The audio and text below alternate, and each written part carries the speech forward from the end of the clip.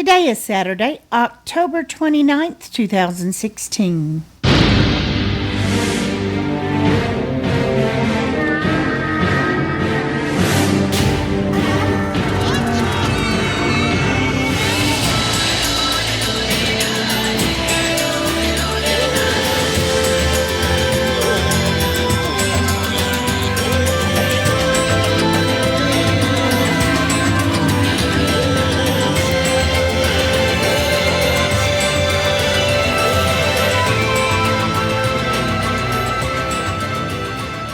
Welcome to the Survivor Fans Podcast. I'm Joanne. And I'm Stacy. And this is the Listener Feedback Show for Survivor Millennials vs. Gen X, Episode 6. Yes, this is the Listener Feedback Show. When we hear comments, I think there's one today about it's great to have the community here because some people don't have anyone else to talk with Survivor about, even though it's the best show on TV and they're in their 33rd season and been going all this time. You still find people who aren't watching it, but you're a big fan and you need someone to talk with about it, or you need to check your ideas with someone else, bounce them off someone, and that's what the Listener Feedback Show for us is all about. Joanne and I do a recap right after the episode airs, within about an hour of it airing for us here on the West Coast. We do an interview, and did we have an interesting one this week with whoever got voted off in that episode. And then we do the Listener Feedback Show. It's your turn as a super fan to weigh in, your thoughts, predictions, observations, maybe something from your own life experience that helps you see things in a different way, something we didn't cover in the recap. And that's why I'm so excited for the Listener Feedback Show every week. Look forward to it. Helps me see the world in different ways, and I really appreciate the folks who put the time and the effort in, put themselves out there, because just like when we do the recap, we're sharing a part of ourselves. You do the Listener Feedback Show, you're sharing a part of yourself. You're saying, hey, here's what I thought, or here's what I think I saw from my point of view, and that says something about you at the same time. So, yeah, it makes you vulnerable, but it's really cool to put yourself out there like that, and you can learn from it. And we greatly appreciate it. Yes, we do. Absolutely. And we've got, 22? 22. 22 super fans who weighed in this week on Episode 6. Episode 6 sparked some interest. A little rebound from 5 where we dipped a tad. Right? So, an exciting episode. Let's get right to it. Let's check in with Pete. Hey, Joanne and Stacey. This is Pete from Boston calling, and I gotta say, with this type of a blind side and Figtails leaving the island, I gotta say, woo, baby, yeah, this was another epic, fantastic episode of Survivor, and it's not even the merge yet, so let's get cooking. So first, gotta say, kudos to Jay for finding that idol along with Will. I gotta say, Jay's turning into quite a gamer. I would shout for him, but more power to Michaela, though, for spying on those boys and knowing that they found the idol. That it was awesome there. Now, Will clearly not a good bodyguard. Maybe you should take lessons from Jason from Cole Wrong. Ha ha ha. And then Hannah, man, who would have thought she'd have a panic attack just simply sitting out of the reward challenge? But you know what? That doesn't surprise me. That's just who she is, similar to David. But I'm just glad she didn't get medically evacuated. But man, that was painful to watch. And then on to David's tribe, David's tribe of him, Michelle, Zeke, and Chris. And I love that they won a challenge there. For once, we won't see David at tribal. And man, I'd love to see what Zeke does with David. Looks like something's going to go around with his idol there. And I'd love to see what you guys said, David get blindsided with the idol, or somehow Zeke convinces David to give him the idol. That would be delicious if that happens. And on to Figtails. Womp, womp, womp. Oh, well, what did they want? I mean, what do they think? Jess and Ken were going to find out date 39? Seriously? We knew that since the opening minutes of the game. That is just crazy how they thought they could have got away with it. But honestly, though, I blame it more on Taylor. I mean, Taylor clearly is out there for just the experience and doesn't care at all about the money or winning. And I honestly wish he was the one that got blindsided, because I think if Figgy was in another tribe, she would have done some damage. I really do, similar to Parvati, and I bet she comes back. But in the end, I'm just glad this stuff is over with. And now we got to watch out for Ken and Adam. That could be quite an alliance as well, along with Zeke, David, and Chris. And you got Jess in there. We got some big shifts in alliances. I don't know who's going to win. And you got Michaela and Jay. A lot of likable people, not many villains. I can't wait. And I got to say, num, num, num, num, num, num, num. Cookies, delicious. That's my Halloween reference of the Cookie Monster when I saw those cookies at the reward challenge with the pitcher of milk. Delicious. But I'm looking forward to it, guys. What do you guys think of who has the power now? Take care. Thanks, Pete. I liked your Cookie Monster impression there. That was quite enjoyable. Who do you think has the power per Pete's question? Okay. Okay.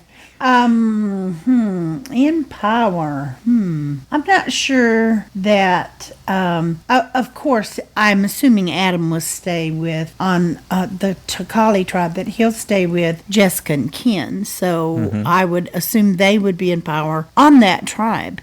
And I think we mentioned this in the recap on Vanua, that Chris, David, and Zeke, right, joining with the Takali, the three on the Takali, if they got out Michelle and Taylor, would be, they would more than have the numbers going into the merge with two of the Millennials on their side.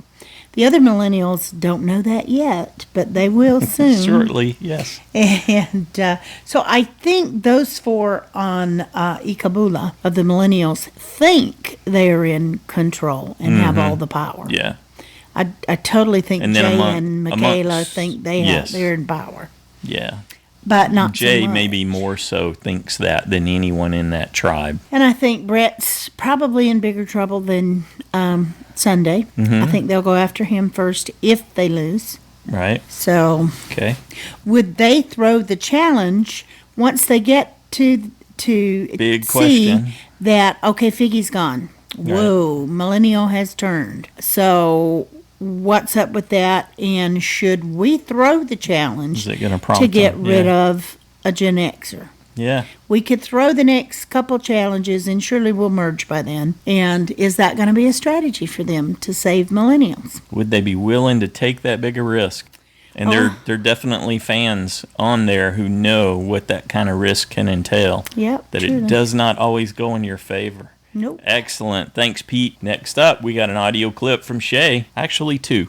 Shea called back in after she heard Figgy's interview. So she was moved to add a little bit. So here we go. Double up with Shea. Hey, guys. It's Shea. I'm sorry I didn't call in last week, but I actually didn't get to watch the show. Right as it began, we started to have bad weather where I am at, and it interrupted my dish, and we were unable to watch it. So I didn't get a chance to watch it on demand until Monday after the feedback show.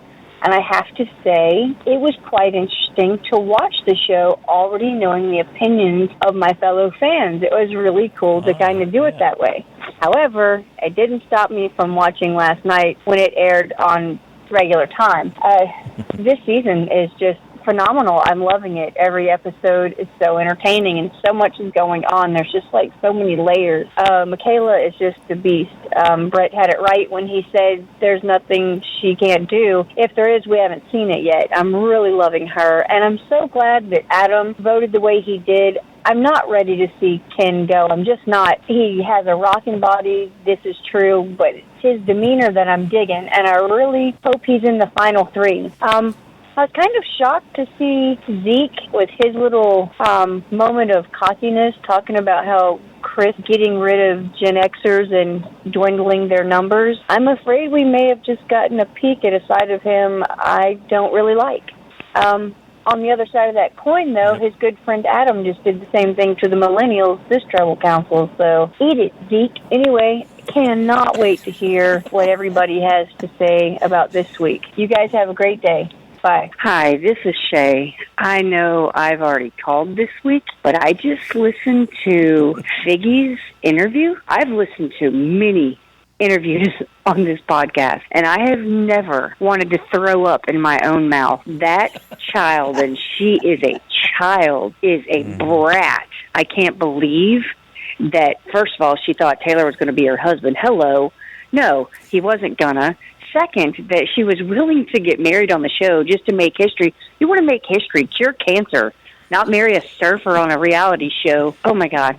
And then to talk about how Michelle, who did save her, I watched the show, was an extra finger on a toe. What? An extra finger on a toe. Okay, it just, the whole interview, just the sound of her voice, her demeanor, her terrible analogies that made no sense. I just could barely stand it.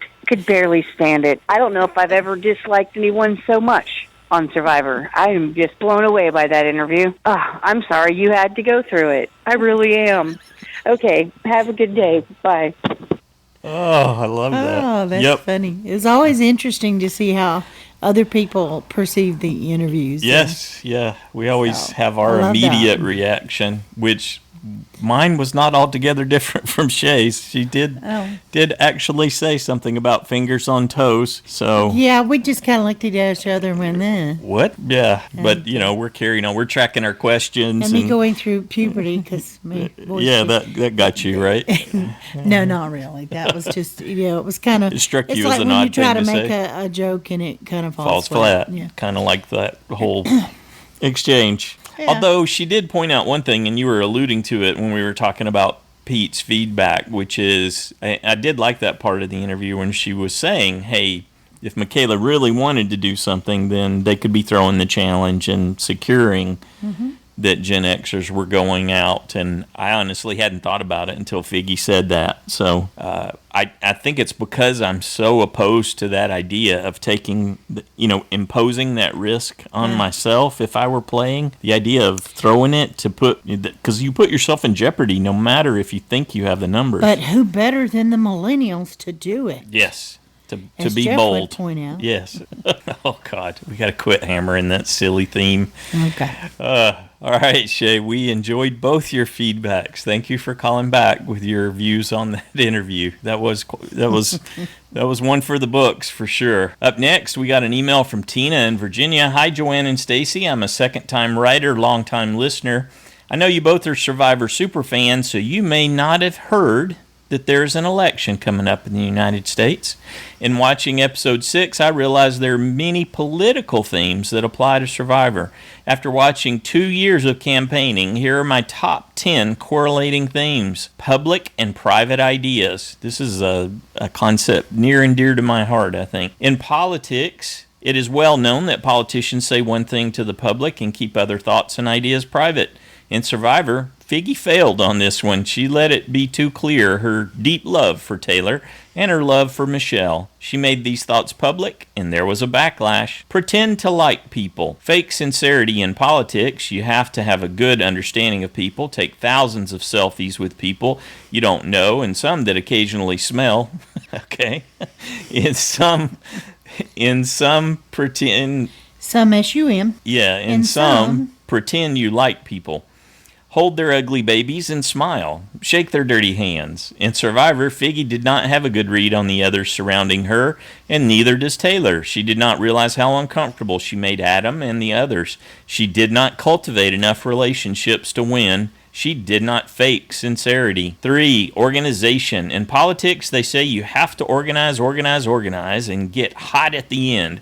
The October surprises matter. Don't show your cards too early. It is all about the last 30 days. In Survivor, some Survivor players are planning and organizing their alliances, while others seem to be in la-la land. Figgy did not organize well, and neither did her better half. As for Michaela, I'm concerned that she is getting too hot too early. 4. Friends and enemies. In politics, they say keep your friends close and your enemies closer. Your one-time enemies should think you are friends. If you say terrible things to your competitors to win a primary, you may not have their support when it comes time for the election. In Survivor, Figgy did not keep her enemies close. She got so excited that Michelle was still in the game, and she showed no love for Zeke. Be nice to people you compete against now, because you will need their vote to win. Exactly. This is like core at the absolute foundation of Survivor. 5. Health factor. In politics, you have to have stamina and appear healthy. No fainting spells or panic attacks. A good note from a doctor helps. In Survivor, Figgy seemed okay on this, but Hannah seems to be on shaky ground. I am also concerned that David is appearing too weak. Being weak may get you to the finals, but you will not get the votes to win.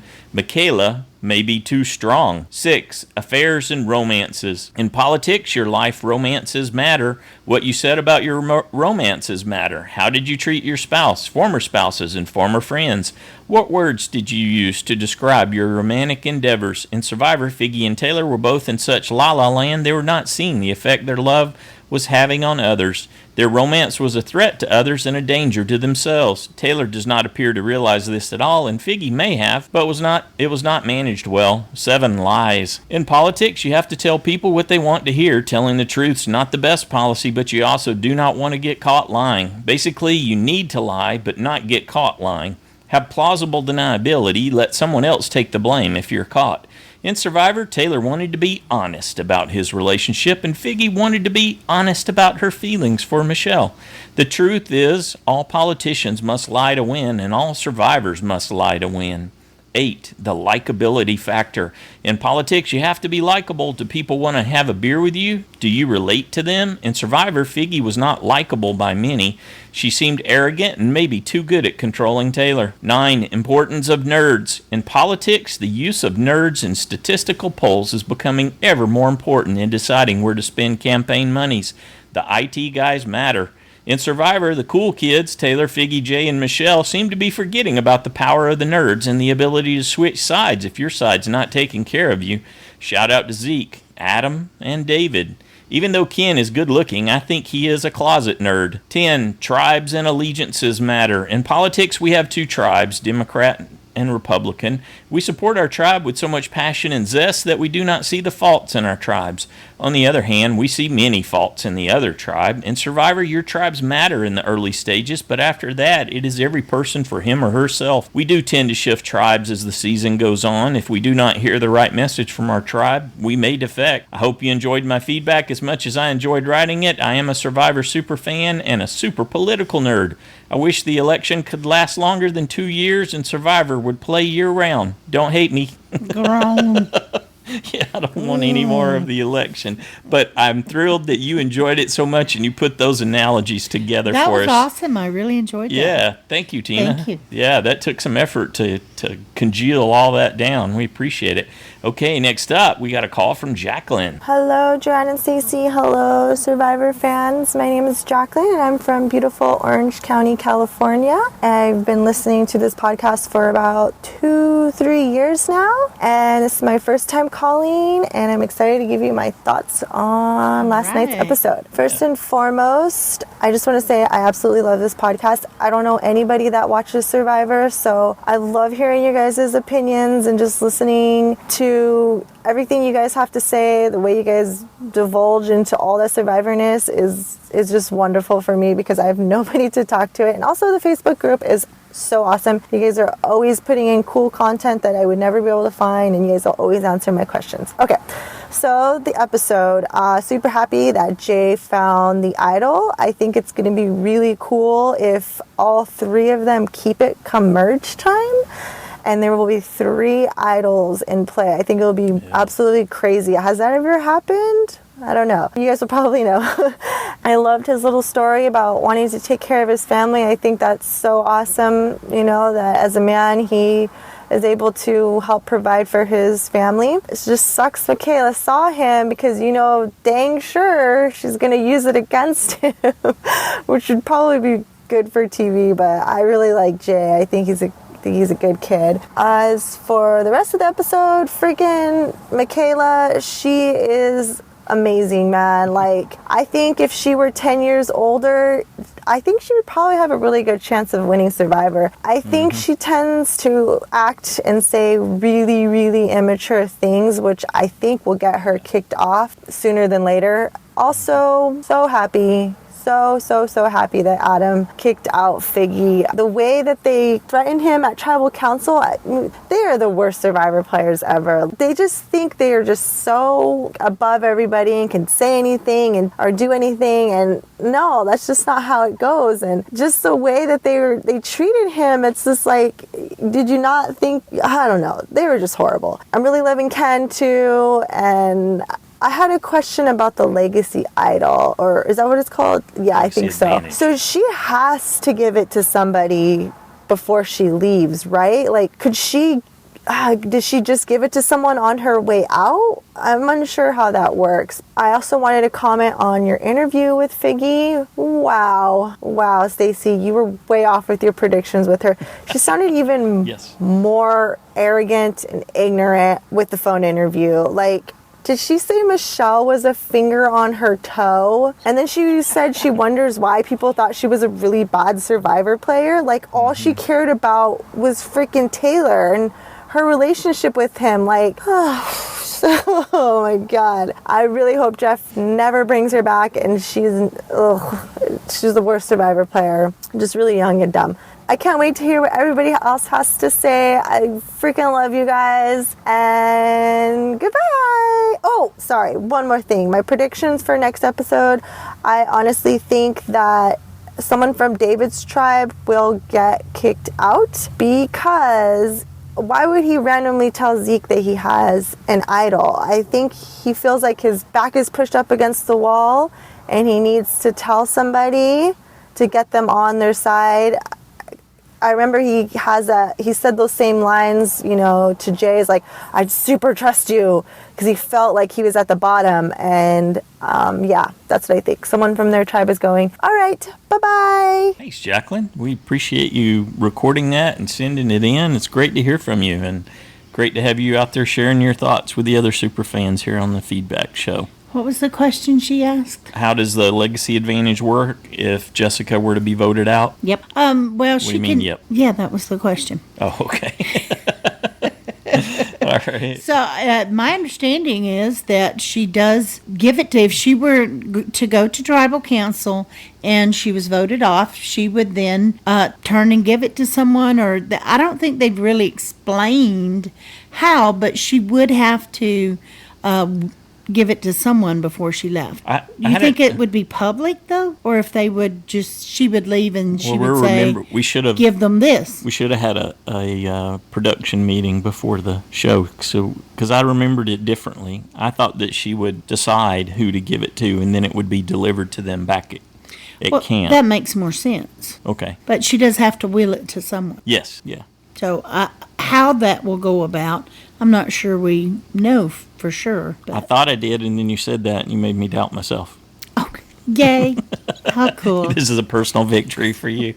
Okay. No, just easy. Is Figgy one of the worst Survivor players to ever play the game, like Jacqueline was saying? I don't know. I immediately flashed on Purple Kelly, so... I've already moved and on. And Nyanka. Figgy and Taylor. Well, Taylor's got time to do more damage, and I think that's well within possibility that he could further demonstrate how bad a Survivor player he is. He has such an opportunity right now, but I just really doubt that he will take advantage of it. Yeah, I'm willing to bet money that he won't. To play Survivor in a mode of revenge is not going to get you $1 million, but then he doesn't care about the $1 million. Right. It could be a catalyst for someone who knew how to play the game and who actually came there to play, as opposed to him coming for adventure and finding a hookup the way Figgy did? Because Figgy said she was going to do this potentially even before the season started, right? Yeah, she mentioned the whole maybe. So maybe not the worst, because there's a special place in the worst of Survivor for me for quitters. But what great examples of the type of person who believes that because they think something, it must be true. They just seem like staggering examples of that mindset. Part of that is just her age. She's 23. You would think as a bartender she'd have a little bit more life experience or whatever, but I mistakenly evaluated her to that degree. Yeah. But yeah, no. 23. Certainly in the Hall of Fame of bad players, I would say. Absolutely. Do you think Taylor has reevaluated his entire attitude about he didn't want the $1 million after he got back and found out his girlfriend was pregnant? Well, perhaps, maybe not, though, because that requires you to do and have a particular mindset on life, kind of like what Jay was exemplifying, this idea that I'm going to work towards something. I'm not going to always take the path of least resistance. I'm not going to always, choose the easiest way or the easiest option when I'm faced with choices. Okay. And there's still time, obviously, to change and mature, but you start heading down a path and it snowballs, and then you realize that you get a certain point in your life and realize, wow, I didn't do this right, and I wish I had a do-over. Well, you know what? The thing that really... They're trap doors in life. Sometimes you fall through them, there's no coming back. The thing that really surprised me most at Tribal Council was because I did think Taylor was completely goo-goo gaga over Figgy. Mm-hmm. And that she was more in control of her emotions. But then when it came to, Jeff saying, I could marry you, he was like, whoa.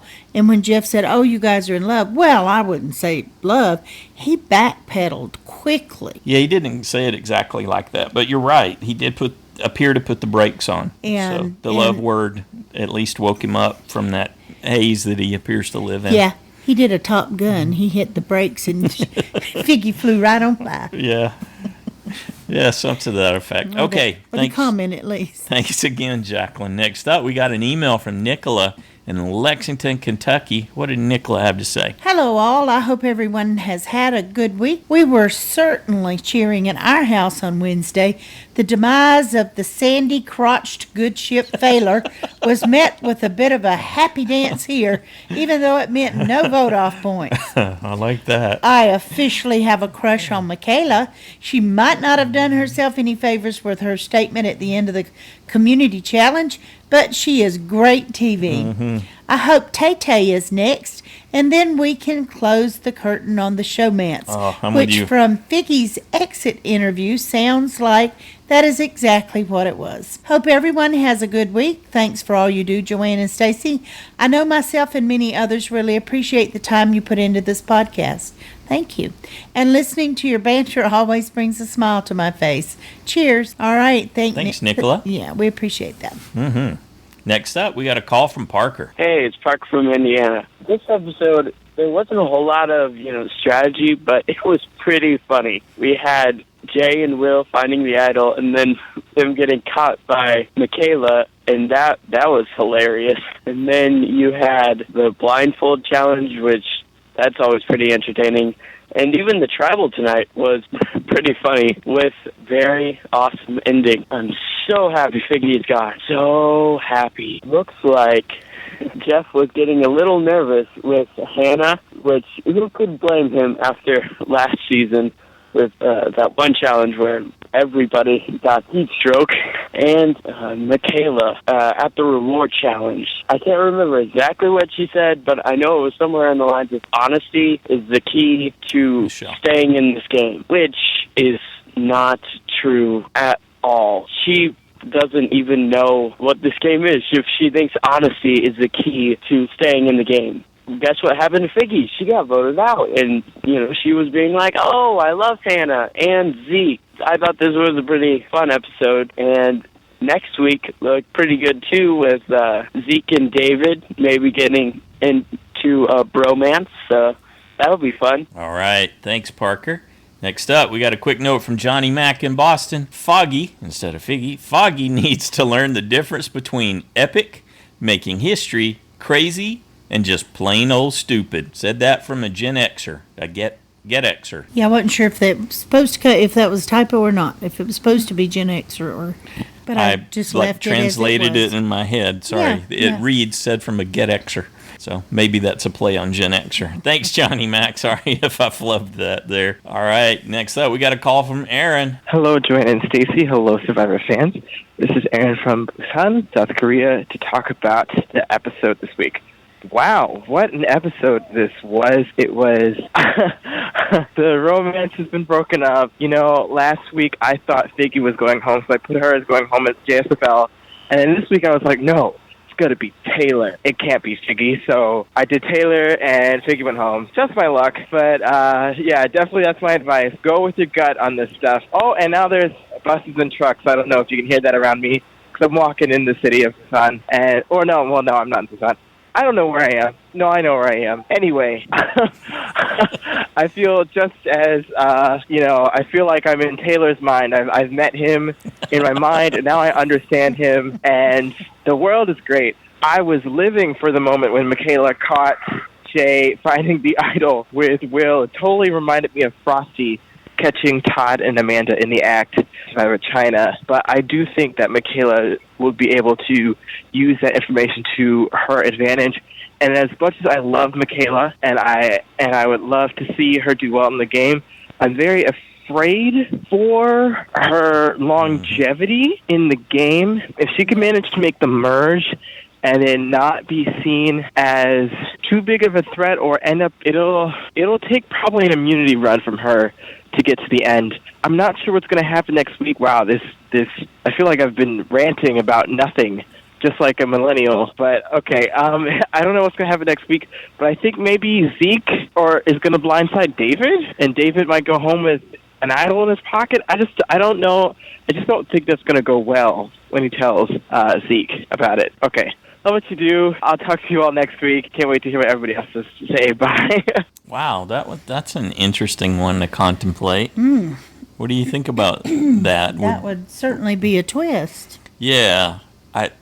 So it's possible, but it seems unlikely given what they've shown us. Yeah, because we had that confessional from Zeke where he's talking about, I'm gonna have to cut Michelle loose. She's too big of a threat after Figgy confessed her love for Michelle. Yeah. Well, Figgy's gone, and he will know that. Yeah. However, doesn't mean the others won't pull her close. And I think she is a big danger, and I think Zeke knows it. So he would do well to get rid of her. Right, over David, even though David's doing his usual thing with, I really trust you. Down the road. Right, maybe. Okay, so interesting to think about. Thanks, Aaron. I'm not sure I'm there. So thanks again. Next up, we got an email from Sani in Malaysia. Hey guys, I think Adam should throw the next challenge and take out Taylor, because he'll be in trouble if Taylor's still there after the merge. Interesting. Wouldn't he be in more trouble for taking out both Figgy and Taylor? I don't think so. No? Okay. No, I think, they would, the other millennials, and though if he's in with, say, Michaela or Anna or Will, or depends on what alliances he really has. Anyway, back to Sani. The best scenario for Adam is if he, Ken, and Jessica could join Zeke, David, and Chris after the merge. I totally agree with that. The 6 of them should be in a good spot, even if the other Gen Xers were voted out. Thanks, Joanne and Stacy. Bye. Thanks, Sonny. Yeah, we definitely agree with you on that. I think we were talking about it in the recap. Yeah, too, I think that's actually that group's, those two tribes' best bet. Interesting to see how that's going to play out as we head towards hopefully an imminent merge. We'll see. There's never a guarantee. We'll talk a little more about the merge when we get towards the end of the show. I'm really curious about whether they will throw the challenge, Ikabula, to keep Millennials. Okay. That kind of makes a stronger case if they're looking at Adam going with the other two and Zeke going with the other two. Like, so you're saying with Figgy gone, it's going to be a catalyst to force them to consider that option way more seriously. Yeah. Okay. Good deal. Thanks again, Sonny. Next up, we got audio from Marla and Sarah. Hi, everyone. Hi, Joanne and Stacy. This is Marla. And this is Sarah. With our feedback. Sarah, did you have anything you wanted to say? I think if you go on Survivor, you should learn your right from your left, because that might be helpful in the community challenges. Yes, I agree. We did enjoy that challenge, and we laughed and laughed and laughed when people were crashing into things, even though they sort of looked like they hurt themselves. But you think they're okay? Mm-hmm. Yeah, I'm glad they're okay. We hope everyone has a happy Halloween, and we will talk to you next time. Thanks, Joanne and Stacy, for all you do. Hey, Sarah, what are you going to dress up as for Halloween? A donut. Sounds delicious. Bye, everyone. Bye. Donuts. Thank you, Sarah and Marla, for the picture. Yeah. Sarah was so cute. Definitely That's a enjoyed seeing donut. that. That's an awesome costume. Yeah, it was. I was thinking about that as I was coming back How from is she going to sit in that thing? from the sing-along this morning, and they were doing a thing in Folsom where the kids could go around and get trick-or-treat candy. So there are all these kids in costumes. So I was looking for cool. donuts as I was waiting in traffic, trying to get through all the lights there in Old Folsom. Thanks again, Marla and Sarah. Next up, we got an email from Titus in Boston.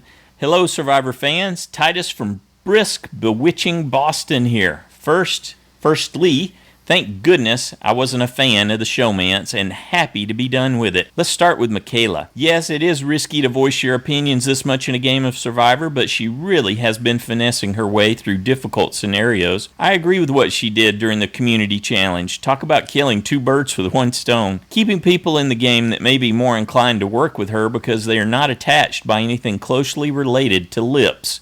Meanwhile, potentially getting out an enemy if things flip. Michaela is thriving out there. On to Adam. If Adam wants to tame Taylor, if Taylor even knows or cares about Survivor, all he has to do is try to explain that loose lips sink ships. Putting your stuff out in the open is reckless. So Adam made a good move by not having someone reckless in his alliance. On the other hand, Figgy wasn't exactly Adam's or my favorite to begin with. He wore that on his face. The permutation for Final Six are getting cloudy.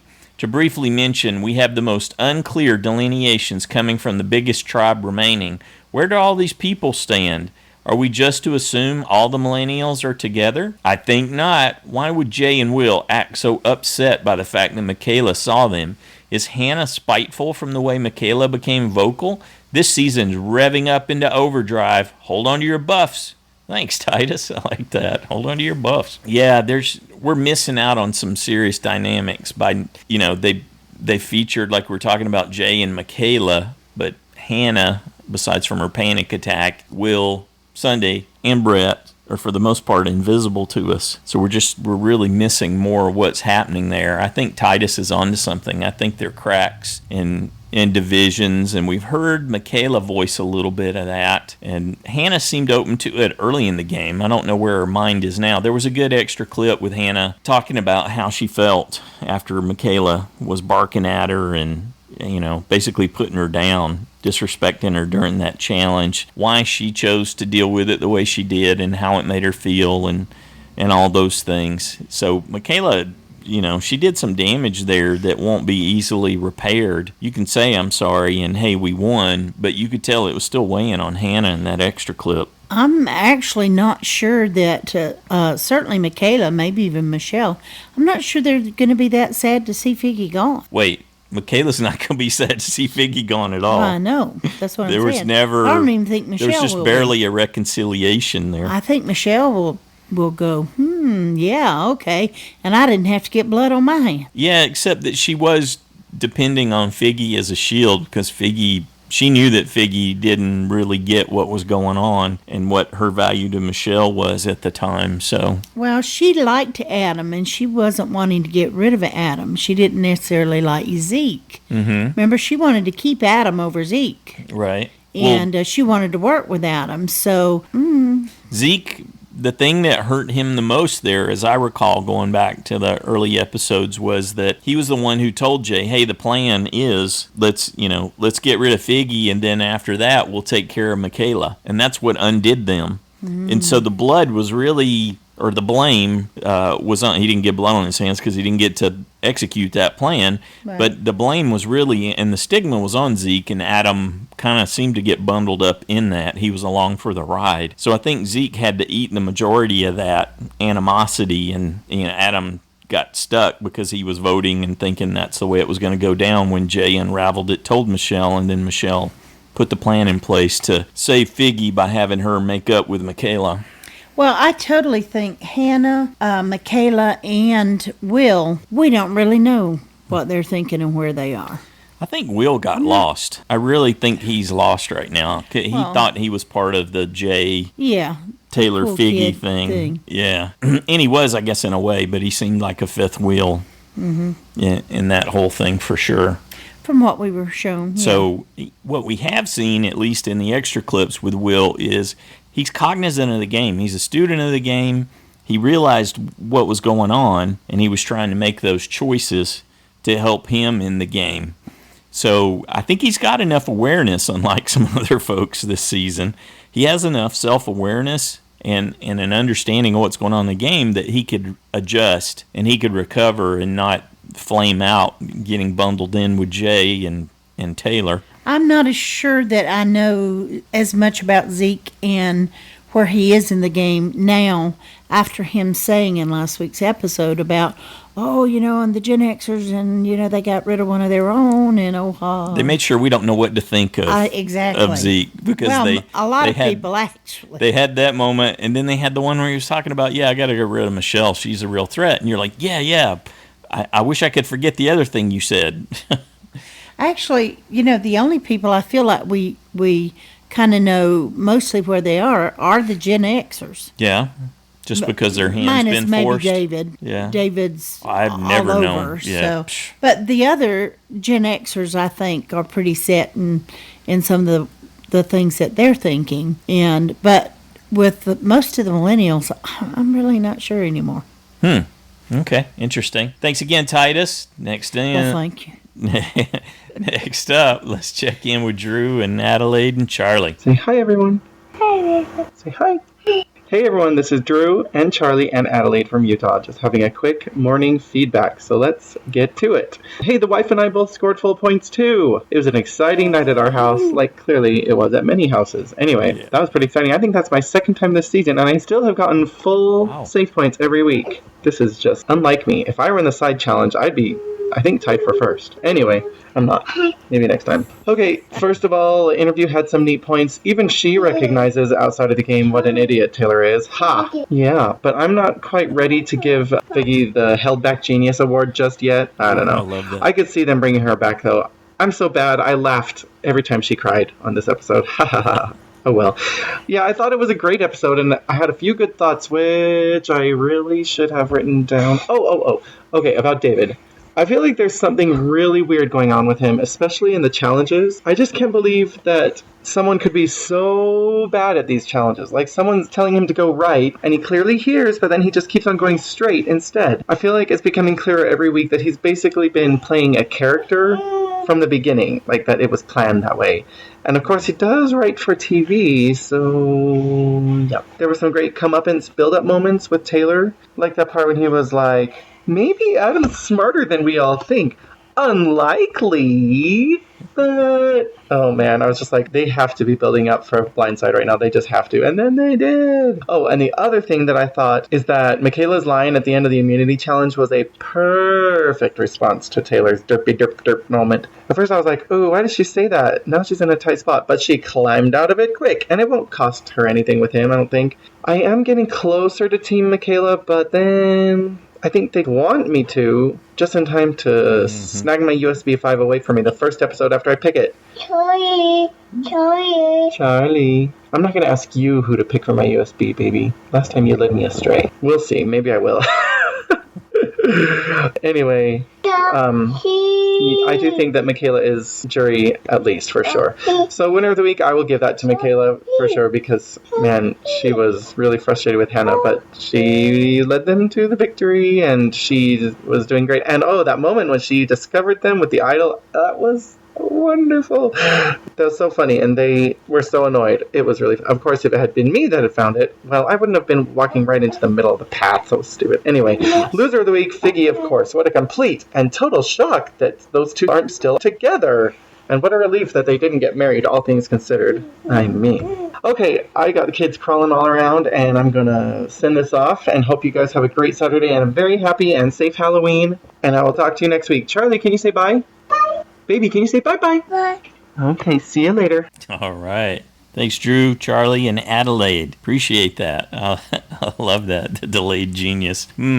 What did you think of Drew's idea that David is consciously playing a character? I wouldn't be totally surprised, actually, because there's always been, again, possibility, to one extreme to the other, and he was so bad and inept in challenges, and yet he's done better, even though, yeah, he kept going. But, you know, in some of the other challenges, he actually carrying the bags, doing the walking across the... I mean, who would have thought David could even walk across the balance without falling? So, I don't know. I'm thinking maybe there's more to him than we know.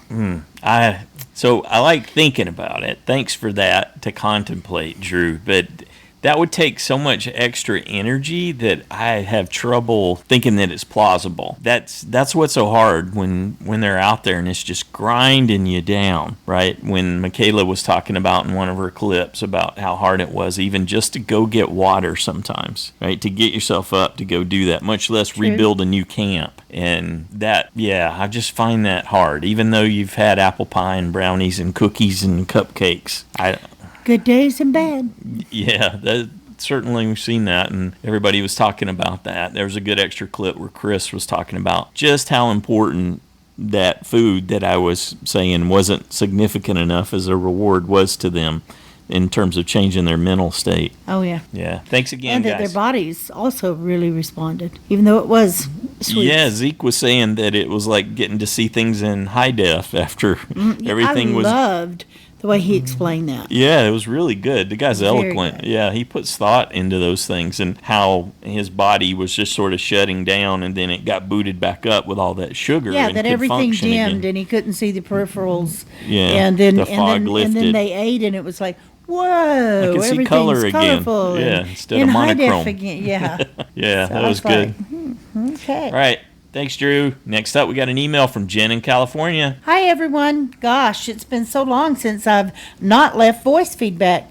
Typing my thoughts feels weird, but we've been fighting bronchitis and pneumonia in my house for the last month, That's rough. and We've I've done that finally before. That's fallen no fun. prey to it and can't say much without coughing. So typing will have to do it for me this week. Well, you guys feel better. Yeah, definitely. I wanted to begin by welcoming Jeremiah to the Golden State and specifically to beautiful Southern California. I hope that you're feeling welcome and at home here. I am proud that you are now one of the several contributors to the podcast from SoCal. So here are my thoughts on this last episode. Oh, thank heaven Figgy is gone. I don't mind showmances or romances much, and that isn't why. I've been eager for her ouster. I just didn't find her all that compelling of a character. She was just all giggles all the time, and we were not shown that there was much substance to her game outside of her relationship to Taylor. I hope, now that she's gone, that Taylor will re-engage in the game in a more rational way. Okay, enough about Figgy. Michaela is quite a challenge beast and quite a personality. I loved her first confessional about discovering that Jay had the idol. Her attitude reminded me of Sandra when she said that she wouldn't tell anyone what she knows now. But if she gets wind of anything, she'll snitch. I loved it. I like that comparison. That definitely was a shade of Sandra in that. Yeah. Yep, yeah. And the outspokenness. Yeah. And while I'm on the subject of survivors impersonating people, Ken does a wicked Sylvester Stallone impression. I could listen to him talk all day and be perfectly entertained. My boys and I watch Survivor together on Friday evenings, so most of the time I have to leave my feedback before I listen to your recap, and interview, so I don't get the benefit of your perspectives before I make my own comments. But here are my predictions for what's ahead. I think that we will see another tribe shakeup next week. The 3 tribes are very unbalanced right now, with 2 tribes of 4 and 1 tribe of 6. I think they will go back to 2 tribes next week. Otherwise, I think that Ikabula will continue to dominate. Based on her complete lack of screen time and character development, I think that Sunday is the next to go. We have seen and heard next to nothing from Sunday, and this deep into the season, if a survivor is receiving a purple edit like she is, her days just have to be numbered. Of course, my prediction really depends on a tribe swap. If that doesn't happen, I think she'll be safe till it does, or till the tribes merge. If the tribes don't swap, I think Michelle is in danger on Vanua and Taylor is vulnerable on Takali. We'll see if I'm right. I'm usually not.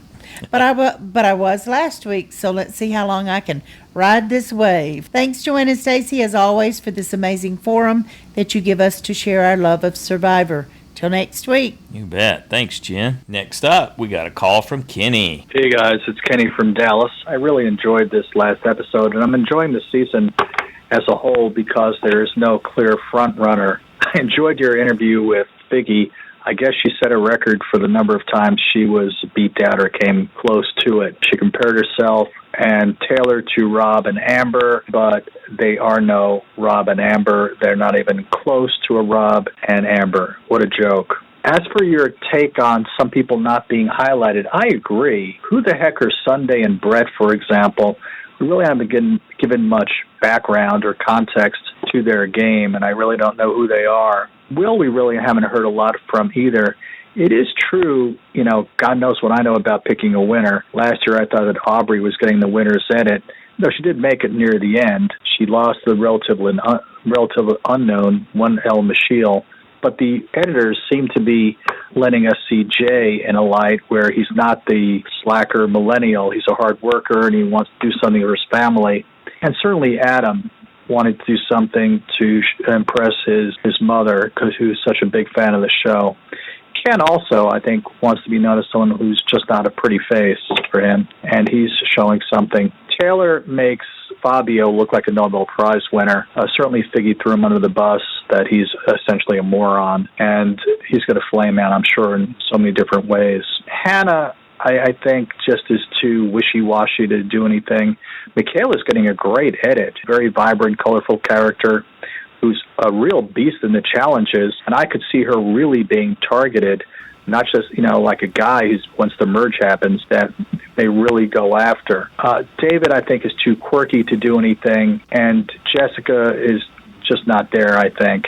Zeke is still my USB pick, is still around, and I think he does have potential if he can align with Chris. And who do I think is going to play their immunity idol first? It's got to be David. He's crazy. He played it already on Jessica. He probably if he was in the last season, he probably would have played it on the chicken last year. Who knows?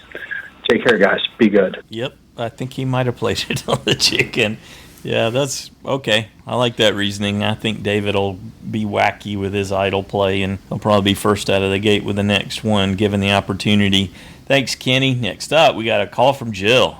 Hi, Joanne and Stacey. Hi, Survivor fans, and a big g'day to Jeremiah, who learned a little bit about Australian slang after his feedback last week. Fair dinkum, mate, you gave me a laugh. Zeke surprised me with his talk on how the silly Gen Xers voted out one of their own. It showed he was thinking a lot more strategically than relationally, but since he's towards the bottom of the Millennials, he might be relying on the Gen Xers more as the game goes on. Taylor and Figgy. Wow, that whole thing was funny.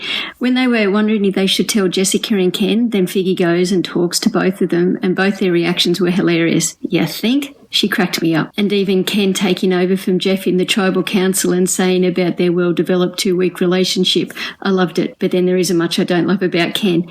And he did have the decency to look humble and not rub it in or celebrate once Figgy was voted out and left. Michaela is having a great run. She's a challenge beast and she's doing so well, but she is bossy and she's a little bit petulant, so it'll be interesting to see how that goes. if she makes the merge. I'm not sure that the older players will like it so much. And even though the Millennials will probably have the majority come the merge, we've seen that having the numbers in the last couple of weeks doesn't mean much. Poor Hannah had a rough time there, but afterwards I really thought she handled it pretty well and explained it all quite logically. She wasn't going to let the reactions of the others get to her. I don't think she's going to get anywhere near winning Survivor, but might be a handy number for an alliance down the track. Next week, who knows what's going to happen. I wonder if Adam is going to be able to explain why he voted for Figgy, and I wonder how many more people David can trust. I don't know, or care, but I can't wait to find out. Thanks, Joanne and Stacey. Happy days, everyone, and hooroo to Jeremiah. Bye. Oh, thanks, Jill. I like petulant for Michaela. That's a great adjective for her. I think it was Jody that helped me understand and just really cemented the difference in those two words, root and cheer, as it applies in the Southern Hemisphere there. And now I even translate it. Yeah, I translate, like if it's in someone's written feedback, I just translate it if you leave it there. Mm-hmm. I say cheer instead because that stuck so solidly in my head. Mm-hmm. Good deal. Thanks, Jill. Next up, we got an email from Josh, the Plush Moose from Massachusetts. Dear Joanne and Stacey, CBS didn't make it official, but I think we got our hashtag epic failure this week. That's awesome. Good deal. You should have been trending with that. Failure, F-A-Y-L. Yeah. Failure. As Pete from Boston so eloquently put it, woo! Taylor and Figgy weren't the only ones with an epic fail this week. For some reason, our DVR decided that record series didn't include this week. So when I went to watch the episode later that evening, it wasn't there. Bummer. I was away from home for a few days after that, only to find out that Comcast's Watch Anywhere feature only works for Survivor on your home network, and that CBS takes its sweet time uploading the latest episode. I was finally able to watch it on YouTube on my mobile device. I've done that before when I was traveling. Even the postage stamp size picture and chipmunk voice audio couldn't hide what a great episode this was. Jay finding the idol, followed by Michaela finding Jay with the idol, was a high point. Hannah's panic attack firmly cemented her status as a desirable goat. Figgy's coming out to Jessica and Ken made me laugh out loud. I was waiting for one of them to say, "Thanks, Captain Obvious." I was glad to see Figgy go before she, Taylor, and Jay got the band back together. I definitely wasn't looking forward to their Use Your Delusion tour. I laughed out loud when Jeff offered to marry Taylor and Figgy at Tribal. Figgy's comments on her way out showed that she never saw it as a long-term relationship. Hopefully Taylor will get his head on straight now, or he'll be occupying space at Ponderosa in her general vicinity. I think Michaela had a strong showing this week, but I don't think she did herself any favors.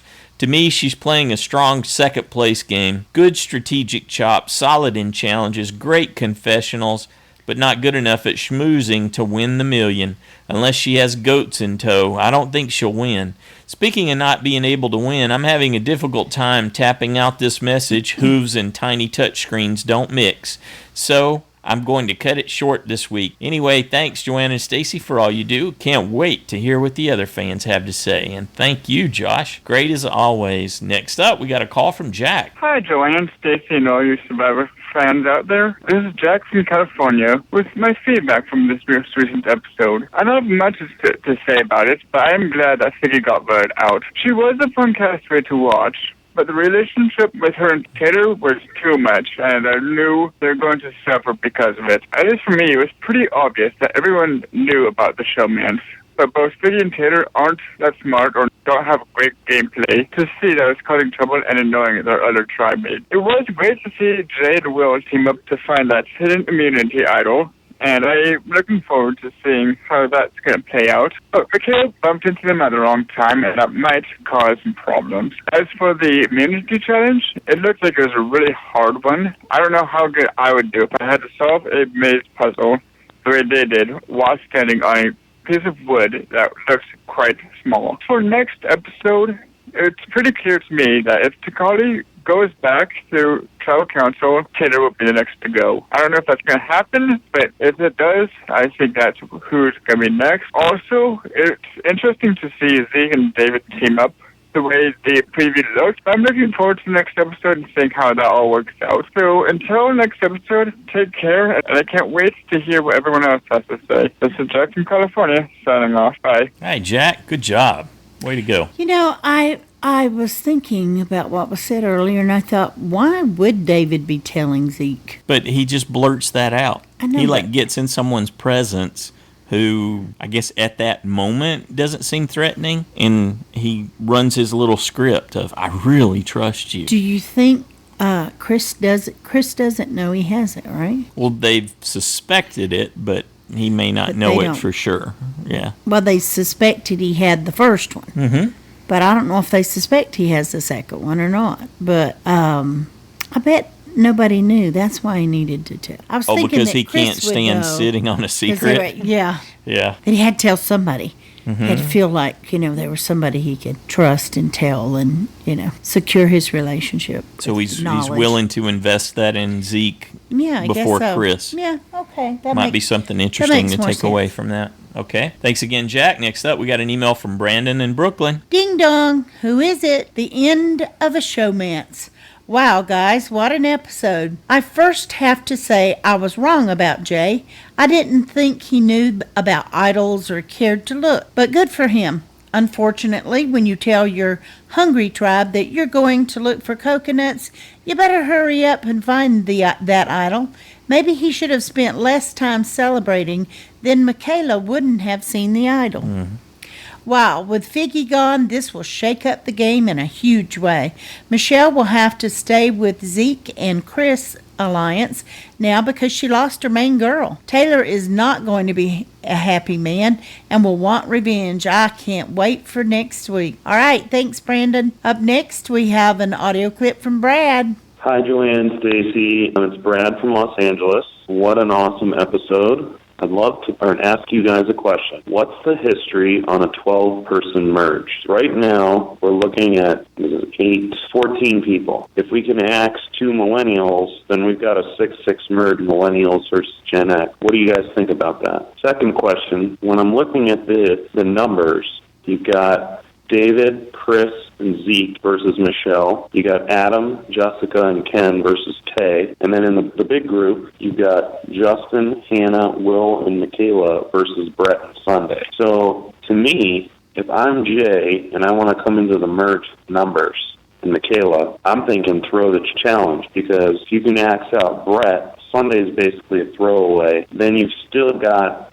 you're protecting Michelle and Tay, who are your allies, come the merge. What do you guys think about that? The last piece is, in terms of the millennials, if you're looking at them at purely millennials, you have to remember history, and Zeke and Adam are kind of wild cards. Adam just showed his cards that he's willing to vote against a millennial. So what do you think people's confidence are? Because you heard Michaela try and help one of the other tribes during the challenge protect the millennials, as she said. But I don't think the millennials are that strong. I could see a Zeke, David, Adam, Chris, Jessica, Ken, Brett super alliance to merge if they can all make it. What do you guys think? Awesome episode. Can't wait for next week. Talk to you soon. Excellent. Thanks, Brett. Wow, SoCal's really representing this week. I know. I don't think that at least Michaela will care one way or the other if she thinks Taylor's going home. I don't think she'd do anything to try to save Taylor. Yeah, Do she you? wouldn't be a fan of it. Mm-mm. Seems No. unlikely. I don't think she would do that to save Taylor. Maybe to save Michelle, but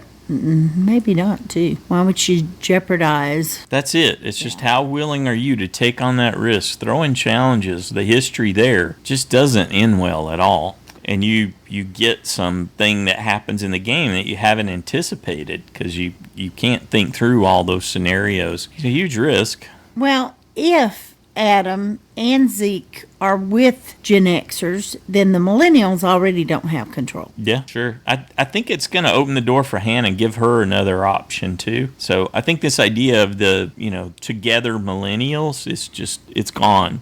Well, Hannah has said that, she liked Brett and Sunday. They laughed and they were fun and cheery and not.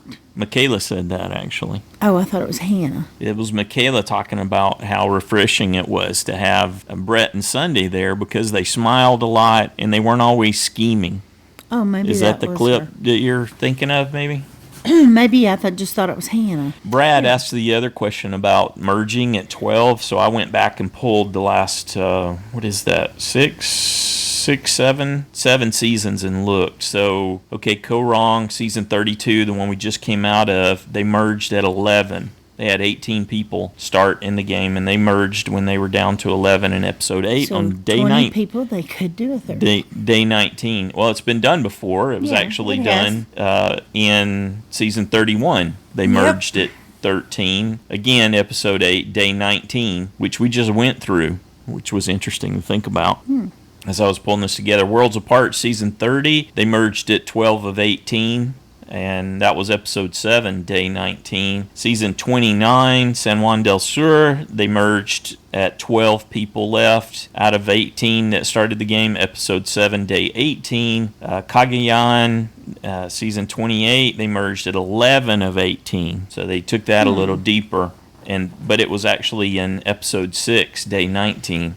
So it came earlier in the game, but with less people. The original Blood versus Water, season 27, they merged at 11 of 20. So that was really deep when they got down to 11. And that was on episode 8, day 21. And then Caramoan, season 26, they merged at 12 of 20. So certainly the 12, 13 of 20 has been done before. There's a historical precedent for that. That was also episode 8. Which is the most prevalent one here, it looks like. 7 and 8 are more common. 6 was rare, and that was day 20, late in the game. Well, and they could easily... Thanks for that, Brad. Easily go back to 2 tribes for a couple of episodes. Yeah, certainly possible. Before the big merge. I hadn't really thought that they would do that again, but it's certainly like a possibility. That was Jen who was talking about that, right? Yeah. And so I think that's a distinct possibility unless they decide to go with the 13 merge. Then, we'll have 13 after next week's episode. And although I don't think they're merging next week. There's just no indication. It doesn't feel like they probably are. Well, there's 14, though.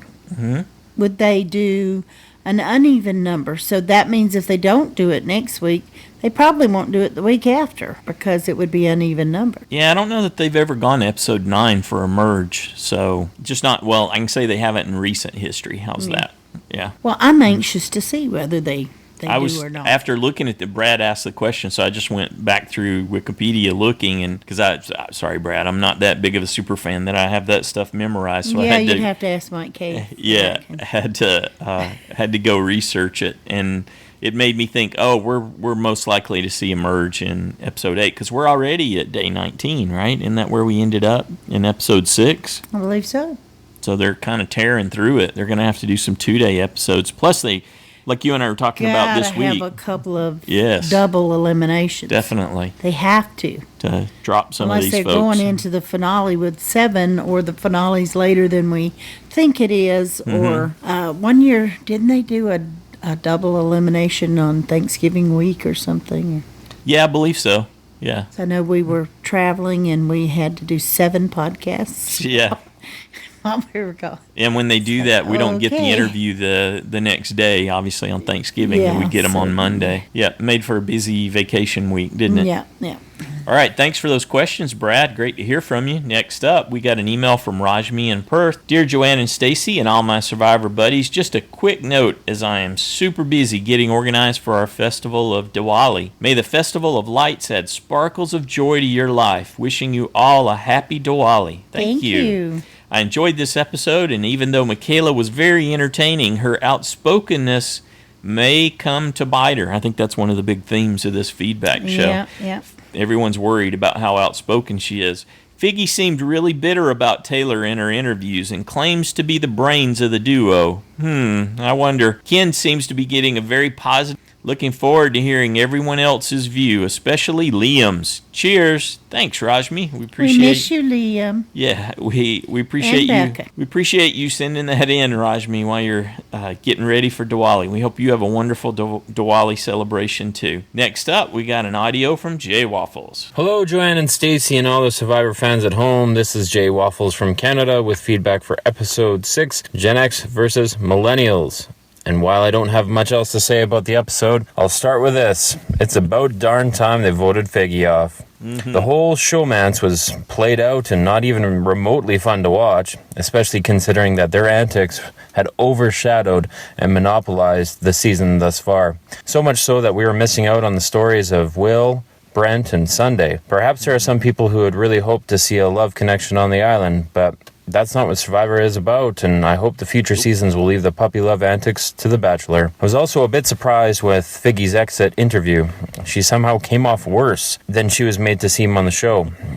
It's pretty clear that she embodies all the worst traits of what people dislike about millennials. Let's run down some curious points, shall we? Constantly talks about religion and God, but did not have the good sense to clean up her language in the interview. She was open to getting married to a guy that she clearly has zero respect for just because it would be a survivor first. And she sells out Michelle, her only other ally in the game.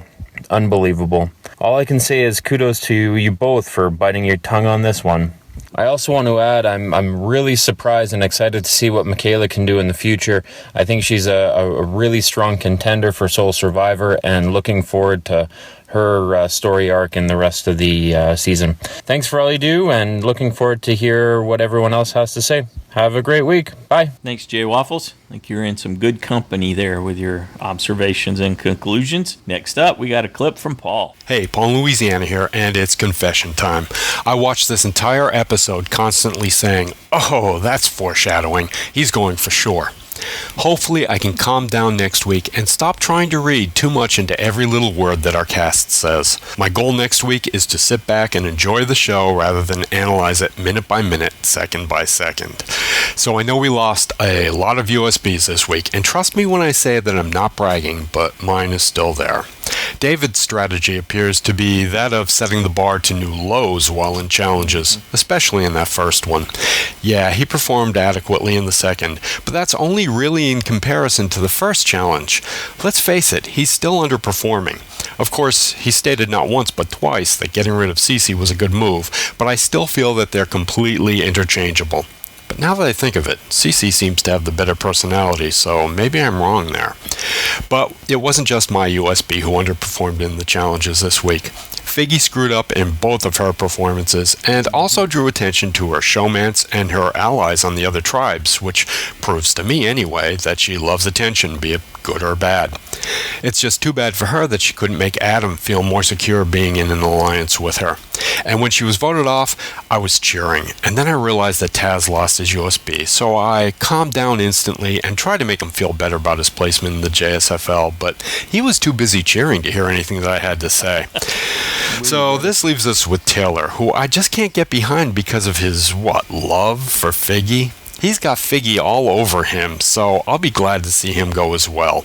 Meanwhile, with Figgy being gone, I guess Jason and Taylor are now the Biforce. I'll admit that I wasn't sure where things would go with Adam, and I was worried for Ken, but thrilled with the TV drama and the results. It was the best move by far, and the Millennials still have the numbers for a merge, but I hope this starts a Millennial meltdown that helps even the score a bit more. There's nothing worse than a lopsided game. Me, I'm going to be very interested to see the look on Michaela's face when she sees what happened. I suspect that she'll initially be shocked and upset, but in the end, I think that she's going to be fine with it. Like I said, they still have the numbers, and she's losing somebody that she didn't really care about. So yeah, another fun episode, well worth watching. Count me in for the next one where I'm expecting to see Michelle get voted off. It took me 2 shots to predict Cece's demise, so I'm going to try for the old 1-2 shot again this week with Michelle. If my picks roll over, which they won't, I'll be fine because I just seem to be 1 week ahead of myself this season. And I guess that's it for me. Take care, everyone. Bye. Thanks, Paul. If Taylor makes it back with Jay may be able to wrangle him, at least as a vote, and maybe help him get his head straight. Mm-hmm. That's what Paul made me think of when he was saying that. Maybe use him as a shield, too. Exactly. Yeah, it could be very beneficial for Jay. I don't know if Michelle can do that, but I bet Jay could because they were bros. So, interesting. I had not thought about that. I just assumed Taylor was going to be in self-destruct mode at this point, but he could end up being instrumental in someone else's game. I really just don't. I think he's right up there at the top of people who have no chance to win. Well, if some of the people that are thinking they're going to go back to 2 tribes this week, or merge or whatever it is, that could change things up completely, because we think we know who will go from Takali and Vanua tribes. Also Ikabula. Well, yeah. Well, I think that's less sure. Well, no, I actually think it'll be Brett. It would be one of the Gen Xers for it'd sure. have to be Brett. They won't take that risk, even though the Figgy being taken out is going to cause some people to rethink their game, I'm sure. I like what Paul was saying. That I'm going to be anxious now watching how Michaela handles that too. Mm-hmm. She could get all giggly or something, you know. Well, you know, she didn't sound to when Taylor said before, well, we've got she wasn't going to miss them for sure. Too. Yeah. She's like, well, if, you know, basically if you're too stupid to, you know, pull together, then you deserve to go. Right. What you get. And I was like, I'm with Paul. It's going to be interesting to see how it manifests on her face, which she confessed does not hide anything. She might just actually say it. Yeah. Well, you are just that stupid. You didn't pull together. Jeez, you had the numbers. Right. How did you goof that up? You know, something to that effect. Oh, well, Taylor would probably tell her really quickly. So they should know that Taylor didn't vote her out.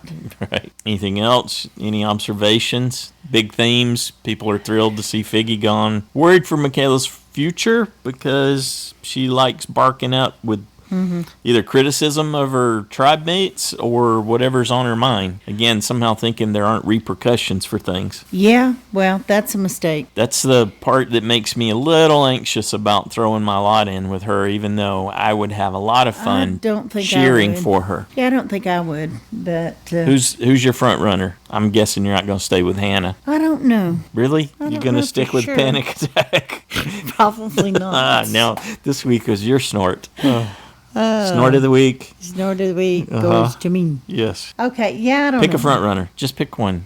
Given everything you know. Front runner. You got Adam. Got David. I want to say Michaela. Ken, because everybody Ken? Yeah, likes sure. him so much. I don't know if they like him as much out there. Yes. We get hints in the but extra feedback that he's not altogether perceived in a positive light. So the extra clips give you some slightly different views of him.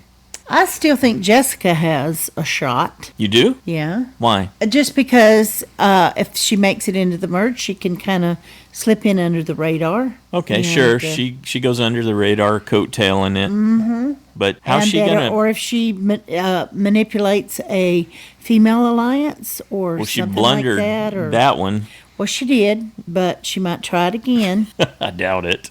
Because where else does she and Sunday have to go? I think she was left thinking, I don't know what I'm doing. I don't know what's going on at all. You think they would make an all-male alliance? You know, Adam, Zeke, Ken, David, Chris, Brett. I suppose it's not out of the question for sure in this season. If they were able to get the Millennials broken up and completely. It just feels unlikely at this point. Yeah, I don't know if I were We're not really seeing that. Adam and Zeke, that I would trust that. I think the third big theme is, are we going to see one of the tribes throw a challenge just so they can manage and control the outcome? Yeah, throw a challenge. How long are they going to stay in the three tribes before they go back to, I kind of do think they'll go back to two and not just go to merge, but they could just go to merge and do something different. So I'm on the other side of that fence. I don't think they're going to go to two. Yeah, they're going to go to merge. They're going to let one of these tribes grind down to three, probably. One of those two is going to hit a 3, and then the next one they'll have merged. Unless there's a throne challenge. Unless there's a what? Throne challenge. Oh, yeah, right. Someone chooses to throw the challenge. I was thinking throne, like Games of Thrones for a second. I was like, what is that? Homonyms, aren't they tricky? I think we must have covered it in detail. Peaked. We've did our Costa Rica coffee? Has it tapered off? Probably. Our buzz is gone. I never had one. It didn't give you a kick? Mm-mm. I think it got me some more energy. And I'm not used to caffeine, but it still didn't perk me up. All right. Well, we tried it. Yeah, it helped for me. Oh, I was up early and for some reason didn't get a good rest last night, so I was dragging a little when I got back. So that part helped. But you just naturally pumped your energy up and got going. Well, the whole idea of doing a listener feedback show kicks us up a notch always. Exactly. So it's just that it's gloomy outside. It is a gloomy day. It's been raining for a few days. We're in between storms right now. So Yes. With another big one. We hope the roof holds. Yes. Please hold, roof. Please hold for the winter. Yeah. Okay. Good deal. Hey, we want to say a huge thank you to everybody who sent in their thoughts and predictions and gave us all these different ideas to ponder and helped us sort of tease out what the themes of this episode was. We really enjoyed it. Thanks for making us laugh. Thanks for making us think. And for sharing yourselves with us. Mm-hmm. Don't forget to get your picks in before the deadline on Wednesday, 7:30 Eastern, 4:30 Pacific. We hope everybody has a great weekend, the rest of the weekend, and a very happy Halloween. Yeah, happy Halloween, happy Diwali week, all that. Good Hopefully deal. we'll get some And we hope Jen and her, how many did Marla say they got? Like 300 at her house? Yeah, no, now that I would We get like 3. No, we get 8 or so. Yeah, not me. 8 to 12 maybe. There are three families in the neighborhood now with young kids. Oh, well, cool. We might get a few more this year. Yeah. But I usually give them a handful of candy at the time. Yeah, because we don't get that many. So. Yeah. Yeah, 300. So like, oh, my goodness. It's like, oh, they're not coming. Here you go. Here's a handful of candy. And Jen, we definitely hope Jen and her family get better. Oh, yeah, We've been through those seasons where you had bronchitis and then it was pneumonia and then I got pneumonia and that is rough. Well, so take it easy. Technically, I had pneumonia for 2 years. Yes. Didn't get diagnosed. But, yeah. But, thank goodness we haven't had that. Yeah. So you guys get well. soon. Take care of yourselves. Yes. And you're amazing for getting your feedback in the midst of all that. That's My a goodness. True survivor. Yes. There you go. There's a super fan. Good deal. Have a good one.